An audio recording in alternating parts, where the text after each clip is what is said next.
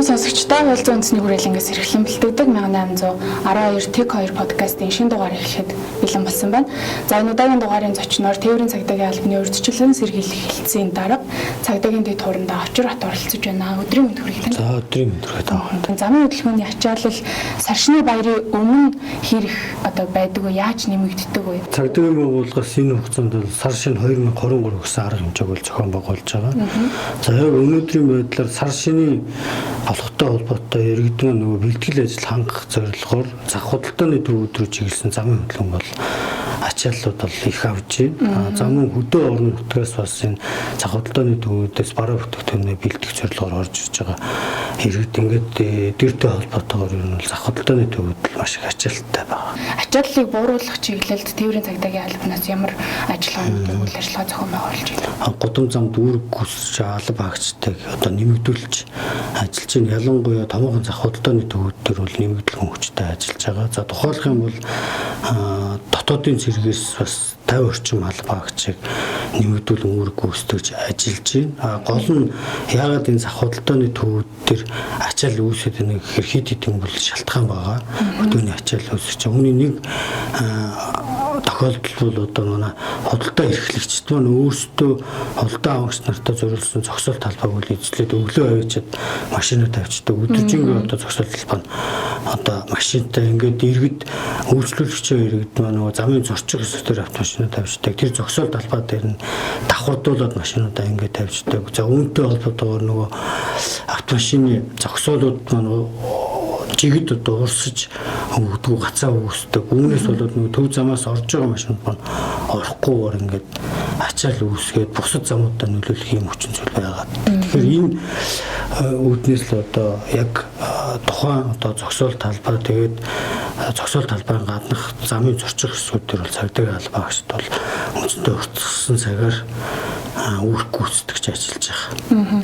Та сая хэллээ зах худалдааны төвүүд бол дотор нь худалдаа эрхэлж байгаа эрхэлж байгаа худалдаачид маань өөрсдөө автомашинаа өглөөнөөс оройролтол байрлуулдаг гэдэг. Уг нь бол тэр зам зай талбай бол яг жинхэнэ үйлчлүүлэгчид маань машинаа тавиад үйлчлүүлмээр шүү дээ. Тэгэхээр энийг яаж зохицуулах боломж байгаа, яаж зохицуулж байгаа? За энэ асуудал дээр бид нар бас зах худалдааны төвүүд өдөрлгөөтэй уулзалт зохион байгуулад энэ үйлчлүүлэгчтэй бас хүндэтгэх худалдаа эрхлэгчид маань бас энэ үйлчлүүлэгчтэй зогсоол талбайг нь гаргаж өгөх талаар мэдээлэл шаардлага өгөх байдлаар л үндсэндээ ажиллаж байна. За харамсалтай нь бас зарим газрууд бол энэ санаачлалтаа бас чөлөөлөх арга хэмжээг бол авч байгаа. Зарим газруудад бол хөдөлгөөний аюулгүй байдлыг хангахаар ажилчдаа бас нэмэх юм зохицуулт хийж өгч байна. Зарим газрууд бол харамсалтай нь бас энэ дэр тодорхой арга хэмжээ авахгүй юм байдалтай байгаа.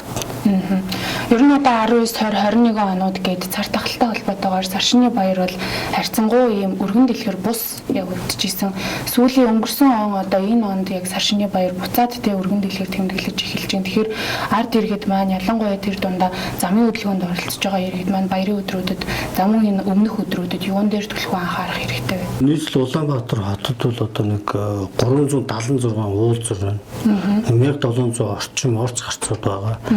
За тэгээд үүн дээр мэдээж гэр ороллын гудам замаас орж ирж байгаа бас яг батлагдаагүй орц гарц бол нэлээд их байгаа.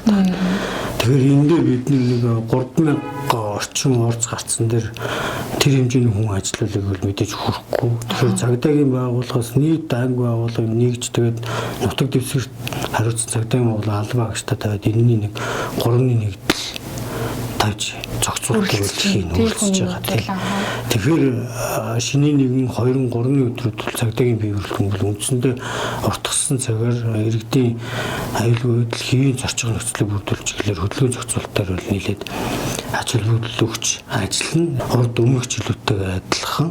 Тэгэхээр энэ жилийн цагаан сар бол таны хэлсэнчлэн яг бас маш их ачаалттай өргөн хүрээнд юм болох юм байгаад байгаа. Тэгэхээр иргэд жолооч нар маань энэ дээр юмн дээрээ анхаарах гэхээр эвнээ байраа яг зөв хөдөл замын хөдөлгөөний дөрмөр хөдөлгөөнд оролцсомоор байна. За бусдын хөдөлгөөн саад болдог тохиолдлууд маш их байна. За явган зорчигчид такси барьна гэж ингэдэг. Тэгэхээр бусдын хөдөлгөөнд саад болоод зорчих хэсгээр ингэ зогсчихдаг. За зорчих хэсгээр шаардлагагүйгээр зогсож бусдын хөдөлгөөнд саад болдог ийм асуудлууд байна. Тэгээ үүнээс үүдэлтэй мөн одоо игнэ байрыг буруу сольдог. За гудамж болон зэрэгэлдэх нутаг дэвсрүүд гэр хороол болон байрны хорооллын гудамжуудыг дамжиж хөдөлгөөнд оролцдог. Ингээ эколог шатгуун түгээх стандарт дамжиж бас урд хойно гарах гэж ингэж одоо төрийн бус үйлдэлүүдийг маш их хийдэг. Энэ үйлдэл нь өөрөө жигд урсж байгаа хөдөлгөөний урсгалд нөлөөлдөг.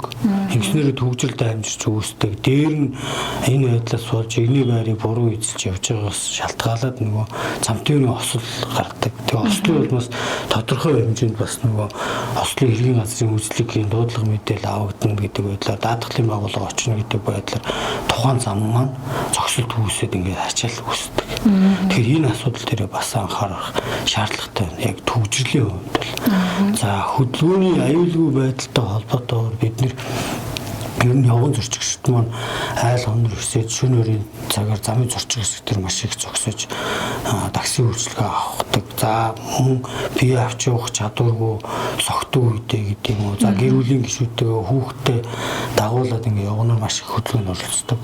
За энэ дээр жолооч нар нь бас явган зорчигчдод зам тавьж өгөх зайлшгүй шаардлага гарч байгаа. Явган зорчигчд маань гарц гарамтай газраар гарах хэрэгтэй. Бусдын хөдөлгөөнд бас саад учруулахгүй байх хэрэгтэй. За дээр нь энэ манай ер нь бол эцэг эхчүүд маань сар шин болоод анхаарал өндөр сурлагддаг гэх юм. Бага насныхаа хүүхдийг хараа хяналтгүй анхаарал сурлагддаг. Ингээд замын хөдөлгөөнд оролцдог.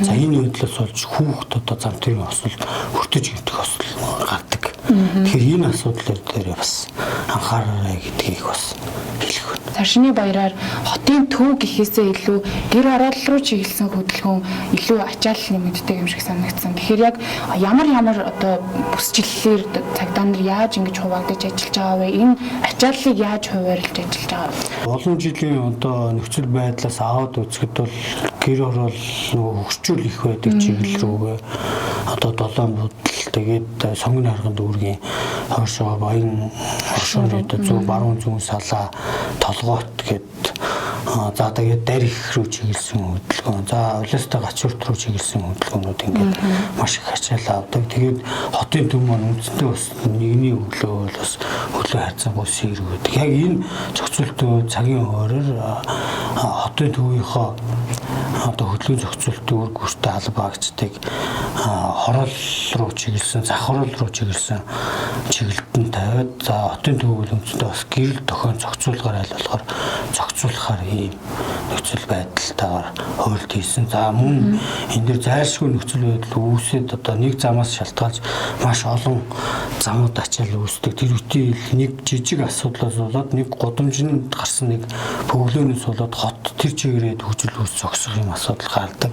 Тийм учраас бас нөөцөнд ажиллах албаагчдыг бол давхар бэлэн байдалд ажиллахаар ингэж төлөвлөсөн байна. Гэр хорооллын замын ачааллыг хийж гин тэнд гарам гарц төдийлөн хангалттай бус байдаг. Тэгэхээр гэрлэн дохой байхгүй гарцгүй газраар хүмүүс харанхуй нөө үзэгдэх орчин хязгаарлагдмал үед гинт гүйж гарч ирэх юм уу гэ явган зорчигчдын бас юм хайнга хинэггүй байдлаас болоод гардаг зам тээврийн ослууд яг энэ өдрүүдэд нэмэгддэг шүү дээ. Энэ тал дээр бас иргэдтэй та юу гэж уриалах вэ? Ер нь замын хөдөлгөөнд оролцогч гэдэг бол дан ганц жолооч түүнийг одоо автомашин гэж ойлгох нь өөрөөсгөл. Тэгэхээр тээврийн эслэр зорчигч болон замын хөдөлгөөнд оролцож явган зорчигчдын замын хөдөлгөөнд оролцогч гэдэг тооцогддог. Тээврийн жолоочд маань хурдаа зөв сонгож нөхцөл байдлаа тохируулж явах шаардлагатай. За явган зорчигчд маань бусдын хөдөлгөөнд одоо саад болохгүй байх шаардлагатай. Эрт харанхуй болчихж байгаа үед бол бараа өнгийн хувцсуудыг манайх их хэрэгэлдэг. Ингээд бас харагдахгүй ийм нөхцөл байдлаас үүдээ туслаагаар төрдөг юм тохиолдлууд байдаг. За энэ дээр бас нэг орхитуулж болохгүй нэг асуудал бол эдэж шиний нэгэн хооронд бол хотод бол нэлээд ачаал үүсэж ингэж явдаг. Тэгээд 3-4-өөс эхлээд нөгөө хөдөө орон нут руу чиглэсэн хөдөө орон нут руу золголт хийж байгаа хүмүүс бас зорчдог байгаа. Тэгэхээр энэ хүмүүс маань бас л нөгөө тээврийн техникийн бүрэн батан байдлыг хангах. За тэгээд хурдыг мөн зөв сонгож авах. Ялангуяа бусад одоо зорчигчдынхоо аюулгүй байдлыг хангаж хамгаалах бүсийг хэрэглүүлэх, хүүхдэд хамгаалтын суудлыг хэрэглүүлэх ийм шаардлагатай байгаа. За аль болохоор бас бид нэр хэлж байгаа зүйл маань шөнө хорийн цагаар бас явахгүй амраад явахыг бол зөвлөж байгаа. Ялангуяа орон нутгийн замд онголтго хэлбэрээр зам тэр осол их гардаг. За энэ нь юу харуулж байгаа нөхөр хит ядарсан үедээ буюу урт хугацаанд жолоо бариад үүнээс болоод үүрэглэх энэ нөхцөл байдлууд нь нөлөөлөд тэгээд осол аварт өртөх юм асуудлууд байгаа. За мөн шөнийн зэг зорчиж байгаа бол бас энэ гадна талын гэрэлтүүлэх хэрэгслээ шилжүүлж одоо аль болохоор бусдын аюулгүй байдлыг хангаж хөдөлгөөнд оролцох зайлшгүй шаардлагууд байгаа гэдгийг хэлэх байна. За баярлалаа танд. За баярлалаа. Сонсогчдоо 1812-2 подкастын энэ удаагийн дугаарт тээврийн цагдаагийн албаны урьдчилан сэргийлэх хэлтсийн дарга цагдаагийн дэд тууранда очир хот оролцож та бүхэнд бас уриалга мэдээллийг хүргэлээ.